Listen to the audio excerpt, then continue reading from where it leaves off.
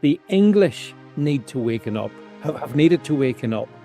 I think they've pushed the English people too far.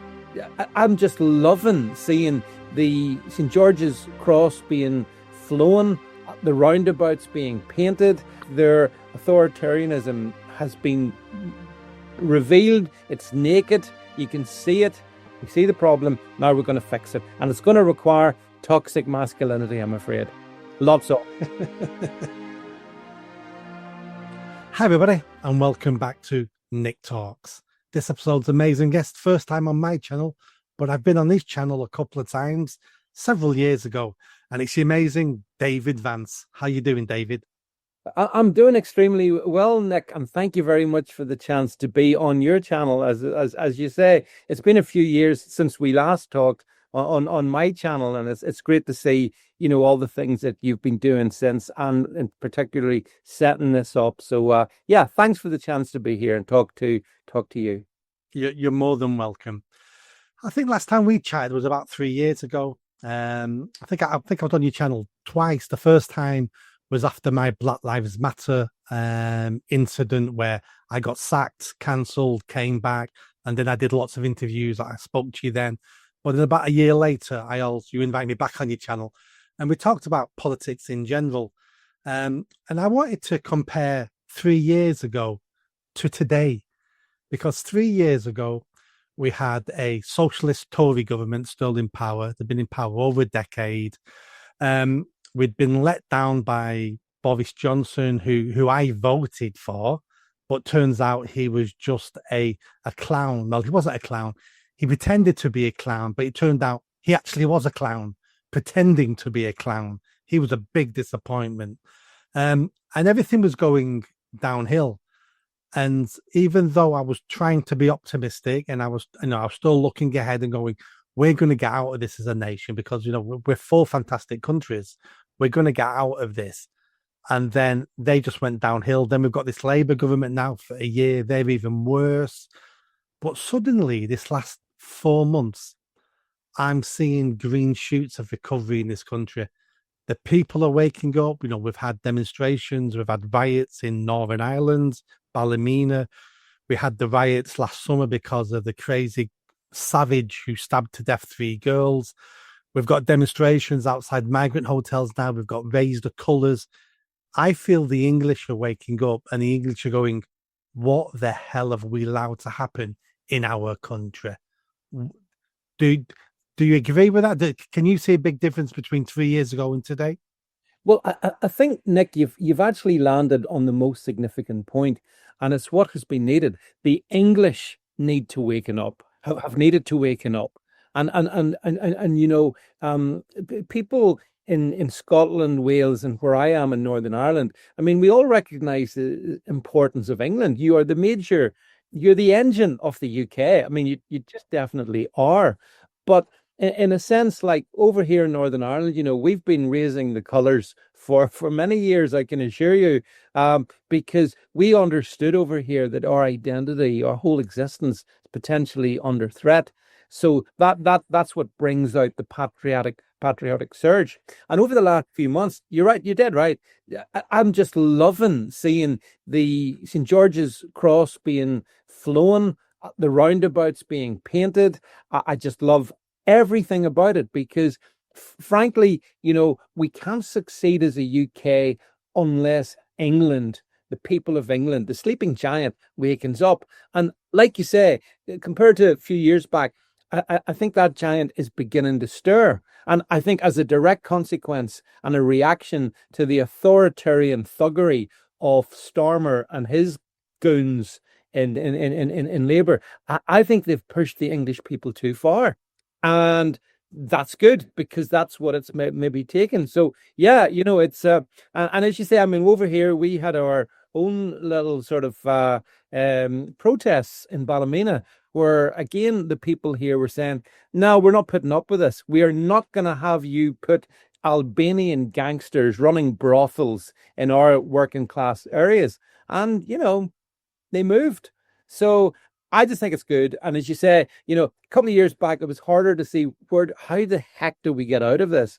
But you can sort of see that for me, my greatest hope lies with particularly England and English people, and then joining us in the provinces, Scotland, Wales, and Northern Ireland. And as a United Kingdom, we basically stamp our authority on it all. So it's good to see, Nick. Yeah, absolutely. I think Northern Ireland, Scotland, and Wales, because England is so big and so powerful, those three areas have kept a lot of their identity because they were worried about becoming too anglicized. England was going to take over, where England was looking at those three countries like our cousins and going, don't worry about it, don't worry about it. We'll lower what we want and we won't go on too much about England because we don't want to upset our cousins. And that tolerance has been mistakenly seen as weakness and cowardice. And I don't know, all four nations are very tolerant nations. And I think England is fine. I think it's the first seeds of this, I say, would have started at the Scottish independence referendum. That was the first time I started hearing English people talking about England, because suddenly one of our cousins north of us was going, I mean, many people in Scotland, not the majority, but still many people were seem to be coming across as anti-English. We hate the English. And they were a minority. I get that. But suddenly the English went, oh, and a decade later, especially with mass immigration, we're looking at our country and we're going, if England dies, where do the English go? Because, many people live in England have got somewhere else to go. If you've got your Pakistani descent, I'll go back to my ancestral homeland. Same in Nigeria. Same with the Scots who live in England and the Irish who live in England. But what happens to the English? This is the only home we've got. And if we don't fight to keep it and protect it, then no one else will. And I think the English are beginning to think that themselves. Yeah, and that's the kind of the great awakening that we've seen in 2025. But I mean, it's already been manifest in other regards. Like, for example, I mean, if you take London, I know people in London who, like, born in London, the families, generations in London, it just got too uncomfortable. So they moved out of London to like Essex and places like that. But then it started to become uncomfortable as well. And ultimately, Nick, you're driven to the point where you say, I'm putting the flag here down in the soil and not an inch further. I mean, we've got an expression for that in Northern Ireland called no surrender. We will not tolerate anything more.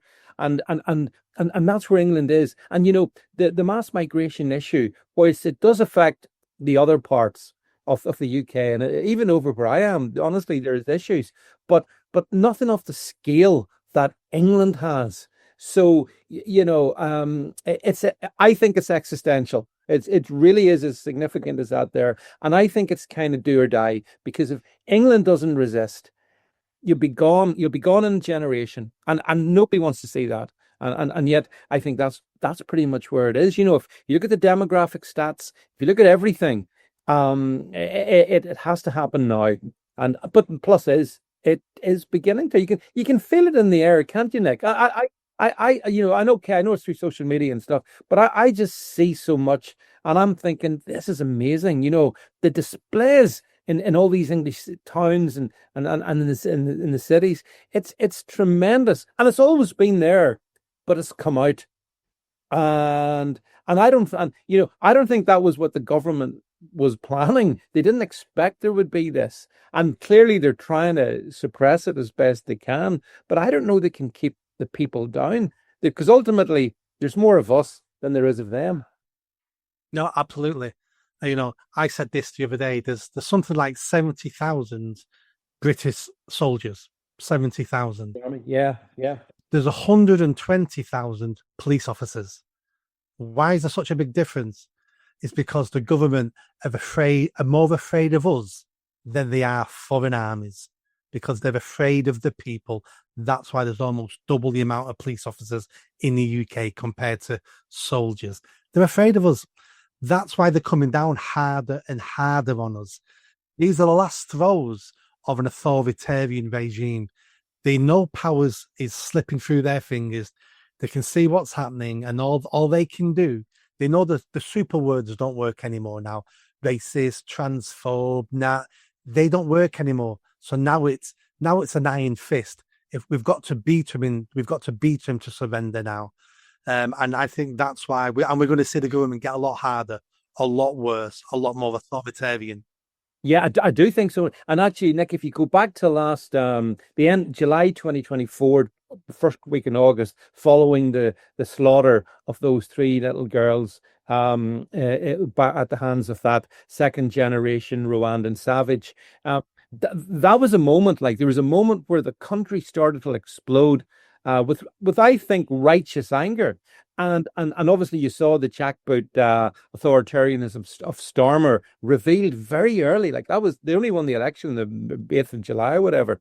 So I think the government thought then they could use fear, as you say, the jackboot to stop us complaining about it. But it hasn't worked. And okay, they're going to try more of it. They're still trying. You be very careful what you put on social media, or you might just end up in prison. Yeah, they can't have us all in prison. There's too many of us, and I think their authoritarianism has been revealed. It's naked. You can see it. And that's good because it's good that we see the enemy in its full colors, which is what surely the people of England have seen. I mean, like just there last week, that decision at the Bells Hotel when the Court of Appeal, the government lawyers argued, Nick, look, the names of these immigrants come before the local people. What? No, no. And the fact they argue that shows that they put migrants before Brits. And the first rule of government is to protect its own people. So I think, as Elon Musk has said, we've got, it's treason against the British people in general, but the English people in particular, and Labour will pay the price. Yeah. And I tell people all the time, this isn't just Labour. Labour are just at the end of this because they've only been in power a year. This was 14 years of Tories. Most of this crap started under them. Then it was the 15 years of Blair before that. So people who want a simple answer, it isn't 1 year under Labour have done this. Labour are just at the end of it, unluckily enough for them. This was going to happen no matter who was in power. I'm sick of people letting the Tories off. Never forget what the Tories did to this country. It's Uniparty. I mean, the Uniparty's been in charge. I would argue certainly from Blair got in '97, and I would say from when Thatcher was thrown out in 1990, the Conservative Party's been dead. It's been a rotting corpse for all those years, all those decades. So you're dead right. And that's why I think at the moment, whenever you got the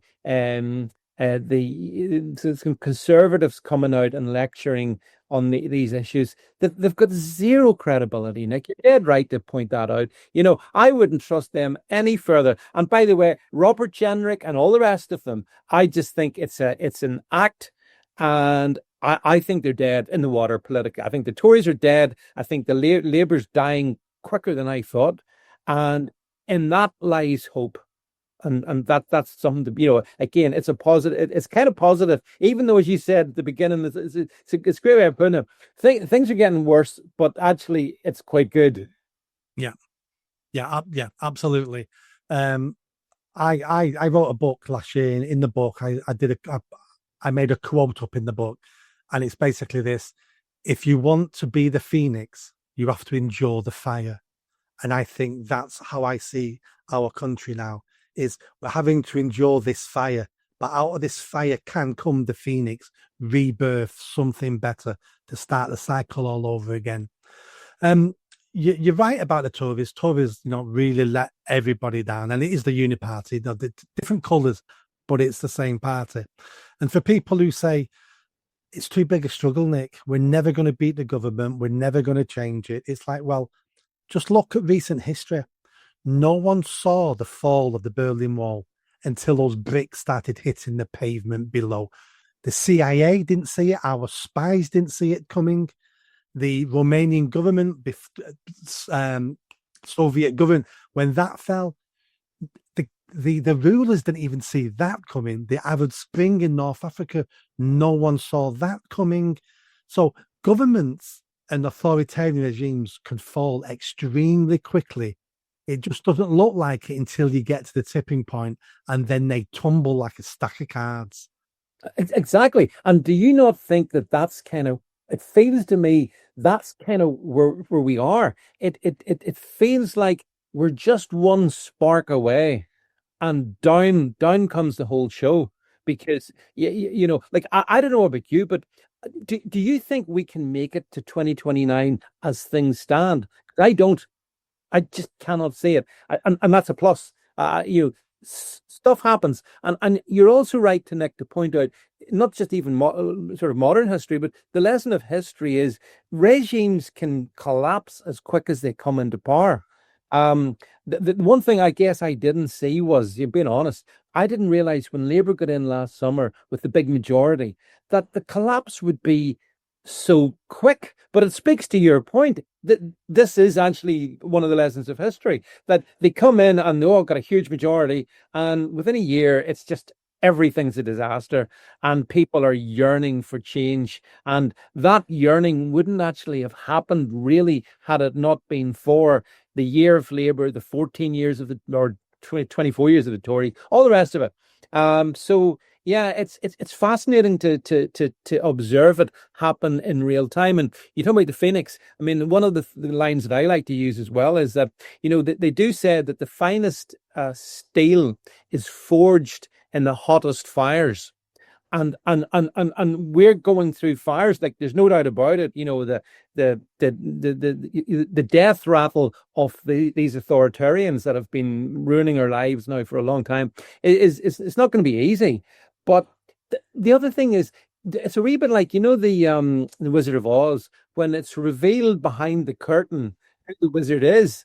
And it's nothing, it's no one you should be in the least concerned about. And when actually you get to look at these characters who sit on the green benches at Westminster, most of them are contemptible at best, laughable in other ways as well. So I think this is all a kind of a process we're in, that we've lived through, Nick. We've got to this point in 2025.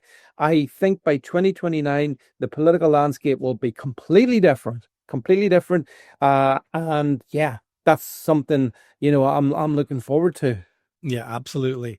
If people think the government seems too powerful, but do you know what? It only seems that way. They only portray themselves as powerful because we give them our power. If we take our power back off them, then they're just like me and you. The individuals sat in a green chamber. They're not powerful. They just seem that way because we allow them to think they are. But and the Wizard of Oz example's perfect. Pull back that curtain and you see a middle-aged old fat man pressing buttons. That's the only power they have. They're not as powerful as we think they are. But don't you think as well, the other aspect of how things have changed over these years is that they've used the mainstream media in particular, Nick, to keep this illusion going, and if you're foolish enough to listen to the BBC or Sky or any of the rest of these sort of legacy media platforms, they maintain the illusion. But the fact is that a huge chunk of people in this country have moved away from that, and they're watching you. They're following social media. I mean, I was just looking at the average age of the typical BBC viewer is 61. 61. In one generation, they're gone. So they've used and manipulated mainstream media to maintain their power, and that's being broken up. And you see it now. I mean, I delight in it on social media. If I see Stormer says something, straight in with a snappy reply to them, and you just see it. I mean, it's not just me, obviously, but we just take the proverbial out of them. We don't believe them. As you said, we figured they are the guys behind the green curtain. We've sussed you now, so you can say what you want. And like, it's like nobody believes him anymore. Once the illusion's broken, it's broken. And this government has been broken so quickly, my God. And that is great. That is, we need to get to the fall of Rome very, very quickly so we can rebuild. Have you noticed how quickly the Overton window's changing direction? A year ago, not even 6 months ago, apart from Reform, who only got 4 MPs, but the Uniparty 6 months ago were not talking about deportations, mass deportations, or leaving the European Court of Human Rights. Within 6 months, all those three parties now we've got the Tories saying they're going to announce leaving the ECHR at their autumn conference. We've got Labour MPs and Labour grandees saying we need to pull out. We've got the Reform Committee to pull out, and it's like we couldn't have talked about this 6 months ago. Things are changing fast.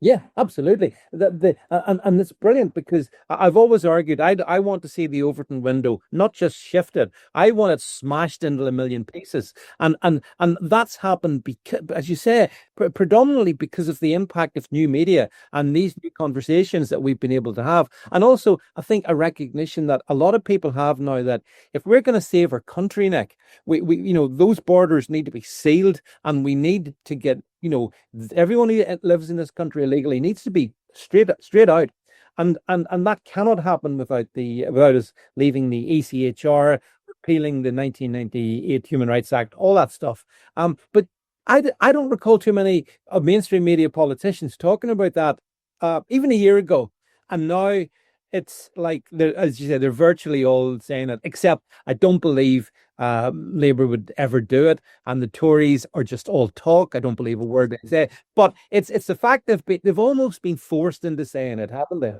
And if we can force them into those conversations, I agree with you, they'll never do it because both of them are a waste of space. But we force them to have those conversations and to say those lies to us. And if we can force them on those points, what else can we force them to talk about? What else can we force them to embrace? Oh yeah, well, there's many other issues that need to be discussed in this country, but certainly that on this fundamental thing of sort of the globalist delight in the things like the ECHR. If that can be broken, then what can't be broken then? If that's kind of one of the holy sort of grails of globalism, signing up to things like that. There, obviously driven going back to Tony Blair's time in the late 90s. So it's great to see the Overton window, as you say, shift. And it's funny to watch these politicians sort of saying, "Oh yes, yes, we really definitely have to think about this," and even things like remigration. I mean, it's amazing how that one's moved on in the space of 12 months as well. It's staggering. So yeah, it is good, even though it is simultaneously horrific. Like when you see the numbers and this is where people do say demography is destiny, and with fair degree of accuracy in that one there, and so there are fundamentals in this country that we need to fix, which are going to be very, very hard to fix. They can't be fixed with the political establishment we have, but they could be fixed if we have a transformation. That's where we have to get to, and the sooner we get there, the better. But that's why I love it when people like Elon Musk piles in, talks is very critical of the Labour government, and he never says anything about the Conservatives. I assume he just thinks they're just zero, and is and stuff like that adds to this overall feeling that we're just almost there. It's just one more push. But at the same time, like just before we started talking this evening, I saw the police have said, I think is it Cheshunt, the migrant protest outside the protest against the migrant hotel in Cheshunt. I see the police have said, yeah, you can have it from 6 p.m. to 8 p.m. and then you've got to be good little boys and go home. So this is another move I think of desperation. There's a huge issue over these migrant hotels, which we do. I don't know what your views are, Nick. I'm worried a wee bit about it because if they closed all the migrant hotels tomorrow morning, and you get the impression that they're moving more towards that, what would they do with the migrants? They'll scatter them into 32,000 of them will go into HMOs across all parts of the UK, and so to me the cancer goes from one location to hundreds of locations, and that's not the solution. The solution has to be we don't want them in hotels at our expense. We don't want them in HMOs in our communities, in our streets. We don't want that. I want them all back to France. They all came from France. Get them back there. Declare an emergency in the English Channel. Declare France a hostile nation. Grow a pair and take the issue on. Nothing else will suffice. And yes, the ECHR needs to be left and all that. But we need to get muscular in our approach to these matters because, I mean, and then you get things like the most awful thing. Did you see today? Stormers turned around and said, oh, Macron has sort of insisted that we introduce digital ID in the UK. Yeah, because to help fight them, stop the migrants who dump all their documentation in the middle of the English Channel. Oh, that's going to really help, isn't it? So it's death rattle stuff, and we're going to see a lot more of this as we reach the fall, and that's the fall of the establishment. And yeah, we just have to be prepared for digital IDs. No, thank you. We're not doing digital IDs. Won't be happening. But the fact that Stormer is trying it on just shows you the desperation of them. No, that absolutely is. It is desperation. That's the new phase we're moving into now. Desperation, because they can see power, and not just the Labour government. I'm talking about the establishment, the elite, the globalists. They can see it all sliding away, and they've made fortunes out of this. One of the questions I always get asked is, how did this happen, Nick? How did the UK, how did England get to this stage?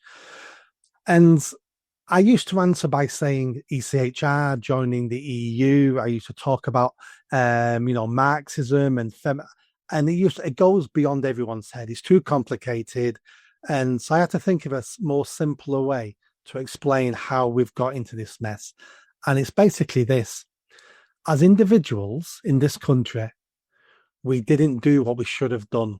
We were challenged. We got given laws we didn't like, and rather than push back, we took half a step backwards. And that tolerance and that apathy was noted, and people went, we can push more crap on these people. And they pushed more and more. And we kept, adults, especially men, kept taking half a step backwards at a time. And last 6 months, we've looked at where we are now, and we've went, how are we two and a half miles behind where I should be? And it's because we kept taking steps backwards. And that's why from now on, no steps backwards. It's only steps forward from now on. We need to stop being cowards and apathetic and lazy. And we need to be better citizens.